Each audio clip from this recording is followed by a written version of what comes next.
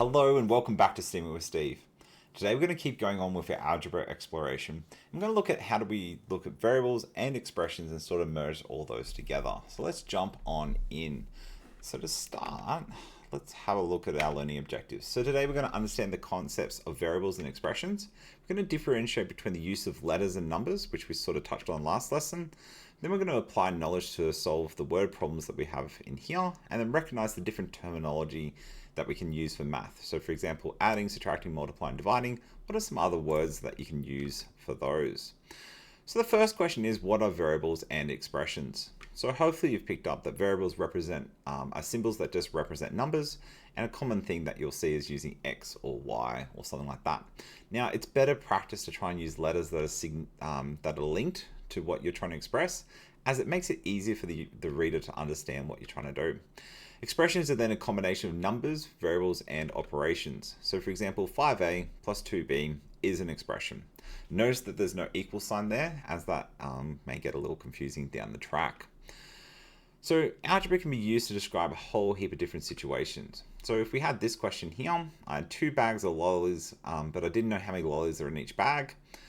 An expression or an equation that we could write for this is that the lollies is equal to 2 bags. So if the bags had 10 lollies in each one, you would now have 20 lollies all up. If the bags only had 100 lollies, then all up you would have 200 lollies, and so on. Then we could have this description. So I have 1 bag of lollies plus 4 individual lollies. So we don't know necessarily how many, if the bag was not clear, like you can see in that image, we don't know exactly how many lollies are inside of that. So in a way that we could describe the expression for that is it's a bag plus 4 individual lollies. So the total amount of lollies there would be the bag plus 4. Then the last little example here, I have 2 bags of lollies plus 6 individual lollies.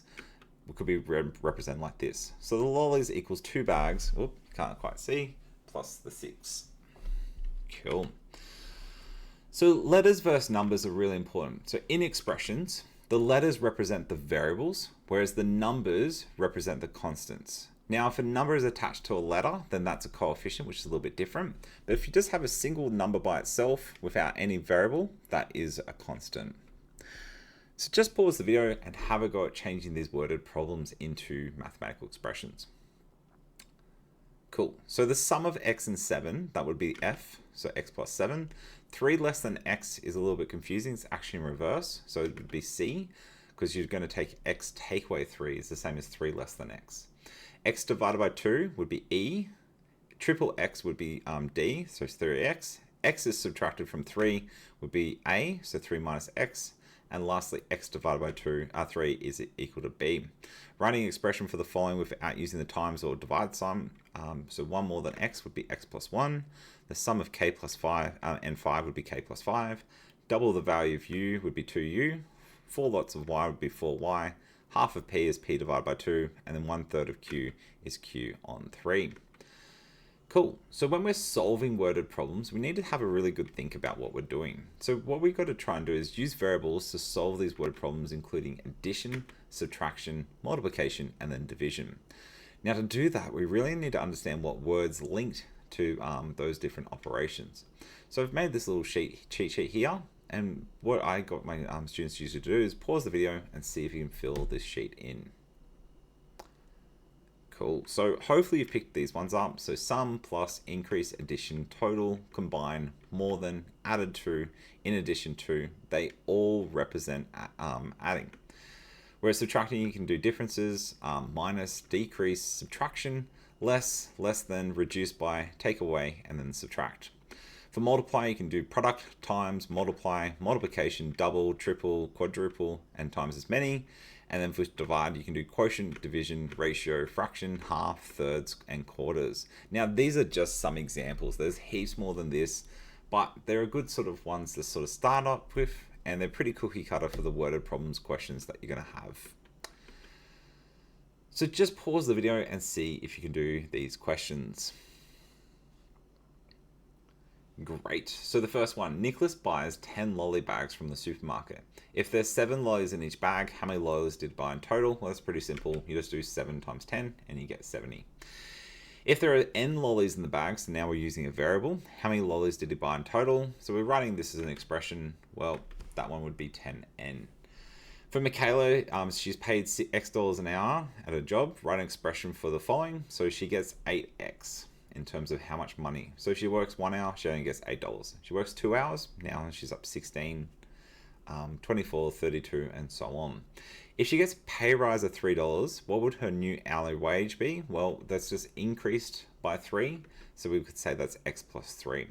Now, lastly, this is probably the hardest one here. If Michaela worked for 8 hours at the increased hourly rate, how much did she earn? Well, she earns 8 lots of x plus 3, right? So it's not just 8x, and it's not 8 times 3. It needs to be written as that expression. If x is a positive number, classify the following statements as true or false. So x is always smaller than 2 times x, as long as it's a positive number, not 0. So that would be true. X is always smaller than x plus 2. Yep, because you're always going to add 2 onto the value. X is always smaller than x squared. Yep, that's true because x squared. 1 minus x is always less than 4 minus x is true because it will always result in a bigger negative number. And then x minus 3 is always a positive number. That's false. Because if you put 1 in, the 1 minus 3 equals negative 2. And lastly, x plus x minus 1 is always a positive number. Not necessarily. That can change around. So, last questions. Challenge question. So, if one chocolate costs you $2 and you have $10, how many chocolates can you buy? And we express this as an equation. So just thinking about that logically, you've got $2, each chocolate costs $2 and you have $10. Well, it's pretty intuitive that you could buy 5 chocolates here. So to write this mathematically, we could go the total amount of money that you could spend equals 2 times the chocolate price. $2 times how many chocolates you had. So if we substitute the values in, we could have 10 is equal to 2c, divide both sides by 2, that cancels out, and we get the chocolates is equal to 5. So for the homework, we're going to use Dr. Frost. There's a real cool little image here that shows you the math machine. And what happens is you're going to input different values, apply different rules, and then get an output at the end. So this is an example of the type of questions that you'll be facing. So 5 plus 1 gives you 6. 6 divided by 2 equals 3. So then y would equal 3 if you follow those steps across to get to the end. Cool. So that's sort of the stuff that you'll be doing in the homework, which the questions are there on the screen, but using Dr. Frost would be awesome because you can get some feedback. And there's also some really good videos that go with that. So hopefully you've picked up a whole heap from that, of the different algebra techniques that you're going to need to know. And yeah, that's it. So if you have any questions, please give us any comments down below. And don't forget to like and subscribe, as that does help with the YouTube algorithm. So thanks again for watching. See you next time on STEAM It with Steve. Adios.